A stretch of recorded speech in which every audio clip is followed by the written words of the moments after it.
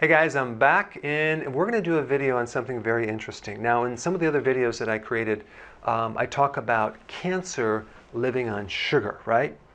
But cancer also can use another fuel, okay? So it actually has two different types of fuel.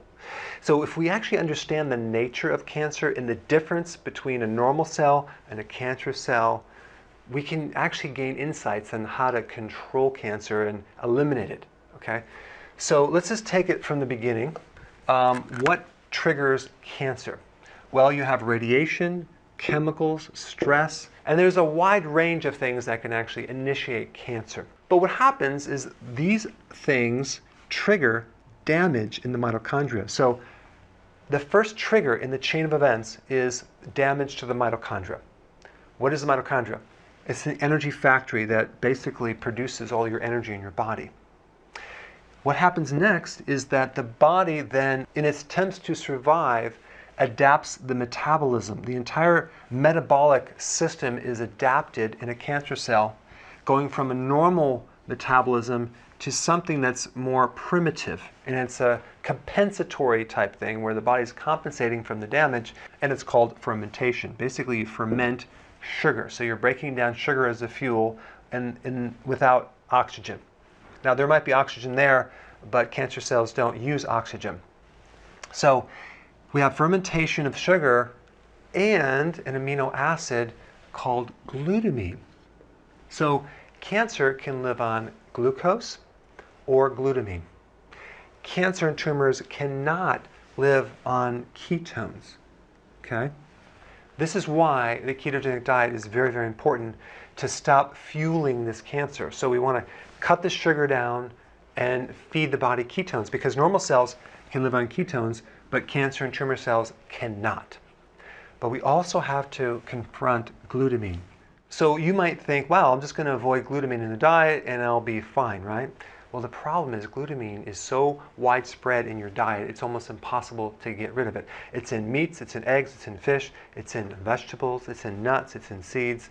So what are you going to eat, right? Now, there's some amazing research being done right now using the ketogenic diet with something called DON, which tends to inhibit glutamine.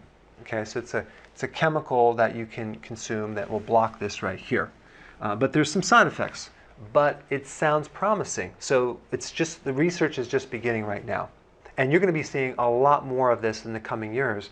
But the research right now is quite startling on the combination of doing the ketogenic diet and blocking this amino acid in the complete destruction of cancer cells. And I'm going to put some links down below. And it's quite fascinating. But there are things that people can do right now to reduce glutamine, okay? Not eliminate it, but reduce it. For example, green tea has certain chemicals that will inhibit glutamine. And peppers, all types of peppers, also have certain properties that can inhibit glutamine as well. But the biggest thing that will reduce this is intermittent fasting. So in summary, the key with cancer is understanding cancer, and the problem really is in the damaged mitochondria and the fermentation, okay?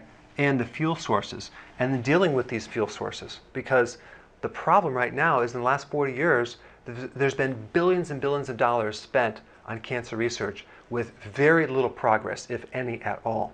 Okay, so this is very, very exciting where this is going. And more importantly, it's the prevention of things that can trigger cancer. Avoiding chemicals, eating healthily, eating organic, keeping your stress down, avoiding excessive radiation to keep your mitochondria really, really strong.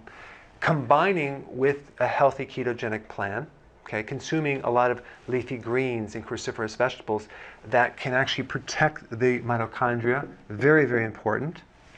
And intermittent fasting, okay? All right, and I hope I increased your awareness on this other source of fuel for cancer cells. Thanks for watching. So we've been getting a lot of success stories, but I don't have your success story yet. So click the link down below and upload your before and after. I want to actually hear about your success story. I want to see your before and afters. And every week we do featured success stories. So click the link down below and share your success.